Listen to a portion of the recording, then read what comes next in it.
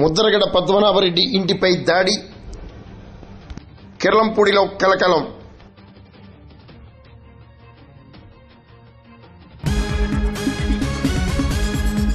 కాపు ఉద్యమ రథసారథి మాజీ మంత్రి ముద్రగడ పద్మనాభరెడ్డి ఇంటిపై ఒక వ్యక్తి ట్రాక్టర్తో బీభత్సం సృష్టించడంతో ఉద్రిక్త పరిస్థితి ఏర్పడింది. ఆదివారం తెల్లవారుజామున 3 గంటలకు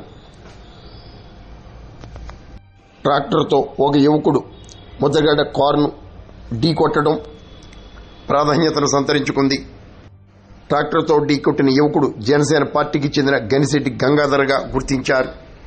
ఉమ్మడి తూర్పుగోదావరి జిల్లాలోని పలు ప్రాంతాలకు చెందిన ముద్రగడ అభిమానులు కిర్లంపూడికి తరలి వెళ్తున్నారు.